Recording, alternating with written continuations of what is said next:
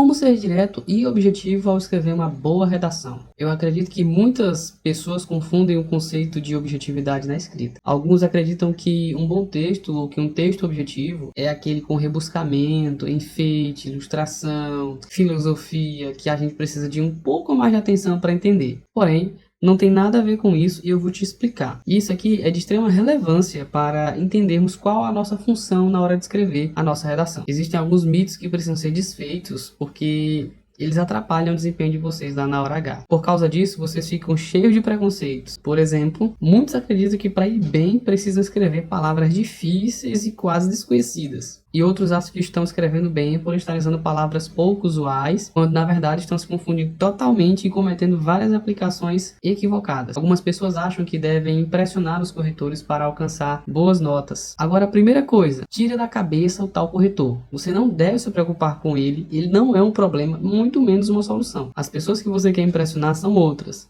E elas não ficarão impressionadas com a sua redação. Elas vão se impressionar com o resultado, com a aprovação. Se você não passar, ninguém vai lembrar de você e do seu esforço. Talvez seja até provável que alguém lembre, mas talvez não seja legal. Então, faz o seguinte, foca no que você consegue controlar, no que é tangível. A reação dessas pessoas não tem como controlar, mas a escrita não tenha dúvidas. Segunda coisa, aprenda.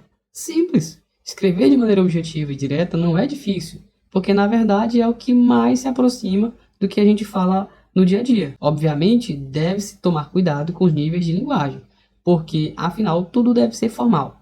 Mas as pessoas já estão tão envolvidas com alguns preconceitos que, se parassem para pensar, conseguiriam tirar as próprias conclusões sozinhas. Vou te mostrar 2 exemplos para ilustrar o que eu estou te falando aqui e ficar mais simples de entender. A linguagem objetiva e direta. Eu tenho um texto informativo e o texto diz o seguinte: a vacinação contra a gripe estará disponível a partir do dia 15 de janeiro em todas as unidades de saúde. Compareça com o documento de identidade e cartão de vacinação. Aqui nessa frase, nesse pedaço de texto, nós temos um uso claro, sem rodeios e com foco na informação essencial. Ou seja, não tem firulas, enfeites, né, literariedade, essas coisas. É um texto informativo e ele te dá ali tudo que é necessário para que você entenda e execute sua ação baseada naquilo. O texto 2 é um texto de venda, também com a linguagem objetiva, para a gente ver aqui. O texto diz o seguinte: compre já nosso celular com câmera de 50 megapixels e bateria que dura 2 dias. Frete grátis para todo o Brasil. Perceba que aqui existe uma comunicação prática e focada no benefício ao consumidor e ponto. Não tem enfeites nem churumelas. É um celular que tem uma câmera de 50 megapixels e o frete é grátis para todo o Brasil. Ponto. É uma informação passada clara, simples e objetivamente. Agora eu vou mostrar para vocês 2 exemplos desses mesmos textos ou desses mesmos contextos, agora com uma linguagem mais rebuscada, com metáforas, ilustrações, para vocês perceberem as diferenças. Preste atenção no texto lá do celular, se a gente fosse usar literalidade para falar disso. A vacinação é o escudo invisível que protege a humanidade do vento frio das doenças. Venha erguer sua defesa contra os males do inverno. Veja agora que eu estou usando metáforas aqui para descrever como que eu entendo esse conceito de doença e proteção, né? Eu uso o escudo para representar a vacina, né? Esse escudo é invisível, o vento frio, que é esse risco iminente da doença, né?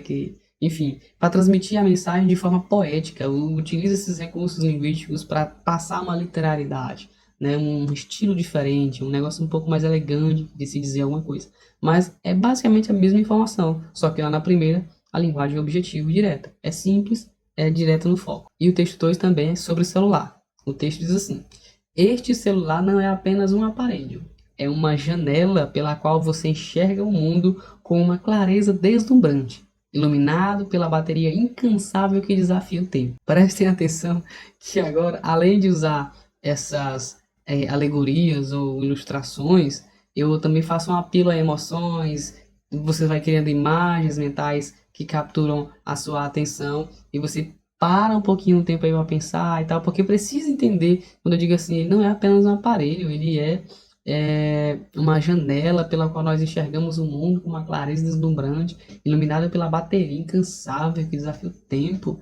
É um pouco mais difícil de entender, certo? E por que a gente não escreve ou não pode escrever a redação desse jeito? porque a organização estrutural do texto dissertativo argumentativo tem um caráter de formalidade. É por isso, inclusive, que a primeira habilidade avaliada é a sua capacidade de usar a escrita formal da língua. Se essas redações fossem um concurso de reflexões mais profundas, talvez seria uma boa oportunidade para filosofar. Então guarda essa aqui. A redação não é lugar de filosofar, é lugar de argumentar, disse eu filosofando.